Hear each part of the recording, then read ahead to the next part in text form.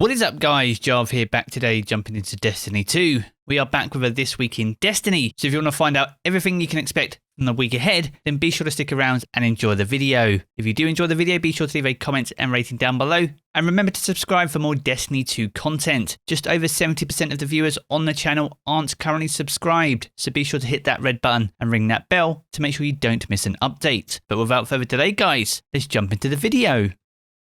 Another week and another This Week in Destiny, but before we jump into the meat of today's video, here's a quick look at this week's sponsor. Now today's video is sponsored by Frag Pro Shooter. This is one of the best shooting games of 2021. Now this game is designed specifically for mobile and it has more than 80 million players, with around 1 million players playing Frag each and every day. Now thanks to Frag we have some specific rewards thanks to the link in the video description below. Now the aim of the game is to choose your favourite characters and build the ultimate team of 5. There are over 90 characters to collect and choose from, each with their own unique role and power abilities. Now to win the game you first need to take out the 2 enemy bunkers, and this will give you access to the enemy tower. The first team to take out the enemy tower will win the game. Now if you want to find out who's the best between you and your friends, be sure to check out the 2v2 mode. Here you get to choose 3 characters from a deck of 6 and go head to head with either one of your friends or a random partner to really see who's the top dog in Frag Pro Shooter. Now just for us, I've made our own club. If you search Jarv under the club option, you'll find the official club, so be sure to join up. It's available to everyone. Now Frag have provided some free rewards for you, only thanks to the link in the description below, even if you've already installed Frag on your mobile. So if you like free stuff or just an awesome game, be sure to check the link down in the video description below. Now jumping back into this week, we'll be venturing back into the Shattered Realm and returning to the Debris of Dreams, and with that we'll be able to explore new secret areas courtesy of Ager's Scepter. Now, as well as being able to open new areas inside this Shattered Realm, we'll also be able to gain access to Ager's Scepter's Catalyst. Now, this is an RNG drop from the Astral Alignment and will start dropping in-game from the 21st of September. So if you've got your hands on this weapon already and haven't got your hands on the Catalyst, then make sure to jump into Astral Alignment upon this week's weekly reset. Now, as well as the new Shattered Realm areas and also the Catalyst, we'll see the continuation of the Wayfinder's Voyage quest. This will pick up on step 31 and finish on step 37 for week 5. Now within that we'll have our own interrogation with Savathun over in the Helm. Now there are roughly 3 weeks left of Season of the Lost when it comes to the main story arc, and things are about to get really spicy in Season 15. So if you want to make sure you're up to date with all the latest story beats, make sure to have your Wayfinder's Voyage quest up to date going into the final weeks of the story of this season. Now with some of the big changes made to the matchmaking of Trials of Osiris this weekend, we'll see further changes next weekend to the Trials of Osiris event. This will see the addition of Trials Labs, which will see the Capture Zone Trials introduced for the first time in Destiny 2,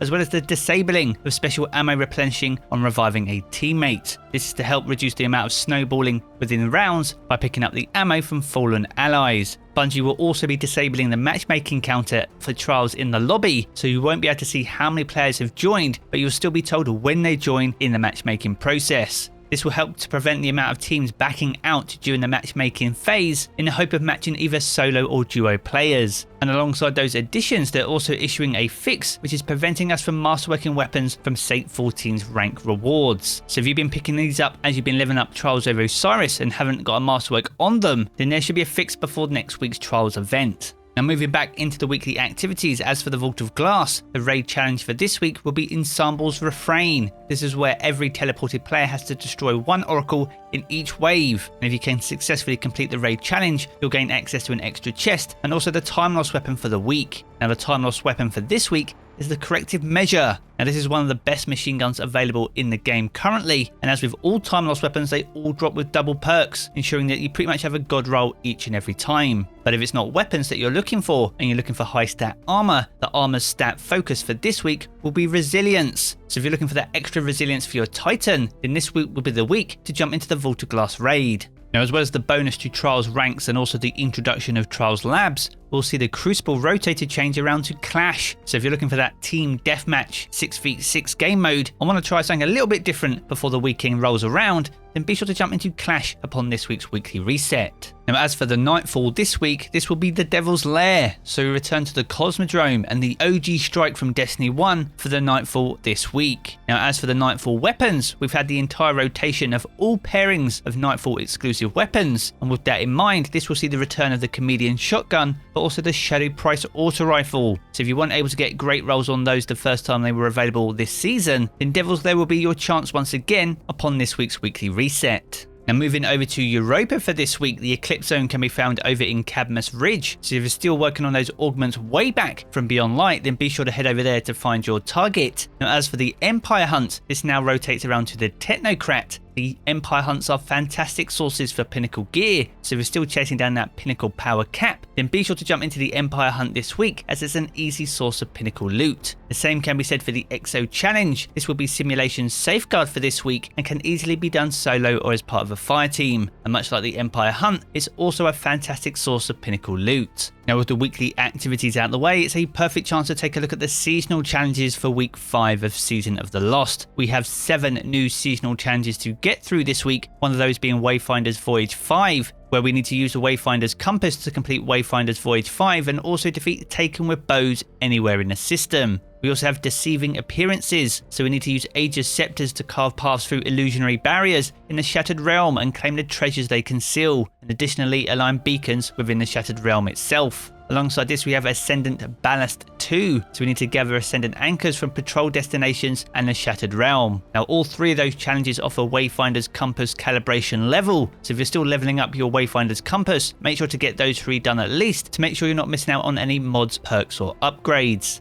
Next, we have the Stellar Aim, so we need to defeat combatants with hand cannons and stasis damage. Combatants defeated in the Astral Alignment activity will grant bonus progress. Now, next up we have Zone Controller. This is where we need to capture zones in any Crucible match, but with Clash being in rotation for this week, then Trials may be your best bet on getting this seasonal challenge done. Next, we have Astral Calibration, where we need to acquire the ritual weapon, which is the Ascendancy Rocket Launcher. If you haven't got your hands on that, we made a fantastic guide on how to get it quick and easy at the beginning of the season, and I'll leave the link to that down in the video description below. And the final seasonal challenge for week 5 is called Strike at Xifu Arath's Minions, and you need to defeat Taken and Scorn bosses in strikes. And remember guys, if you can complete at least 75 of all these seasonal challenges in a single season, you'll grant yourself a large pile of Bright Dust. Now, speaking of Bright Dust, this brings us nicely on to what Eververse has available for Bright Dust upon this week's weekly reset. Now, the first item on offer in the main featured section is the Junkyard Steed. This is a new exotic sparrow introduced in Season of the Lost and forms part of the cosmetic set. So if you're collecting this, you can pick it up for 2,500 Bright Dust. Next up, we have the Roar of the Worm. This is an awesome weapon ornament for the Whisper of the Worm sniper rifle. Now, this was introduced back in Season of the Splicer, so if you missed out on this, you can pick it up for 1,250 Bright Dust. Next, we have the Ossified Entrance. This was introduced in Season of the Chosen, so if you're collecting these, then this will set you back 450 Bright Dust. Next up, we have the Jacarina. This is a legendary shader introduced in Season of Arrivals. This is one of the most popular and sought after shaders, so if you missed out on this and haven't got it in your collection, this will set you back 300 Bright Dust. Now, in the main Bright Dust store, we have the Big Red Button legendary emote. This was introduced back in Season of the Worthy. So as with all these older emotes, if you missed out on this and want to add it to your emote wheel, this will set you back 700 Bright Dust. Now, next up, we have the exotic armor ornaments. Now, these will vary depending on the class of guardian that you're visiting tests with. Now, for the hunter, you'll have the Queen Cobra, and this is for the Ophidius Spaith chest piece. Now, for your titans, you'll have the Juan, and this is for the one-eyed mask helmet. And for the warlock, you'll have the Caduceus. This is for the Ophidian aspect gauntlets. These were all introduced in Season of Opulence. So if you're collecting these, or if they're an exotic that you use on a regular basis, then be sure to pick these up, and these will set you back 1,500 Bright Dust a piece. Next up, we have the Viced Shell. This was introduced back in Season of Dawn. This once again formed part of a Viced cosmetic set. So if this is a missing piece, this will set you back 2,850 Bright Dust. Next up, we have the Knucklebug. This was introduced back in Season of the Worthy as well. One of the biggest ships in the exotic collection. So if you missed out on this one, this will set you back 2,000 Bright Dust. Next, we have a rare emote called Eat It Up. This was introduced in Season of the Undying. So if you want to add this to your emote wheel, this will set you back 400 Bright Dust. The penultimate item on offer is the For the King weapon ornament. This is for the Thorn and introduced this season. This is one of the best looking ornaments for the weapon, period. So if you missed out on this or you don't want to spend silver on it, then you can pick it up for 1250 Bright Dust. And the final item on offer is the Crota's Bane Projection. This was introduced in Season of the Undying and will set you back 1500 Bright Dust. So there we have it, guys, a good look at everything that we can expect in week 5 of Season of the Lost. If you've enjoyed this video, be sure to check out one of the 2 videos you see here in these cards for more Destiny 2 content. And if you want to keep up to date with everything to do with Destiny 2, be sure to hit subscribe as well. I'm going to jump back into the game as always, guys, and I will catch you all again very soon.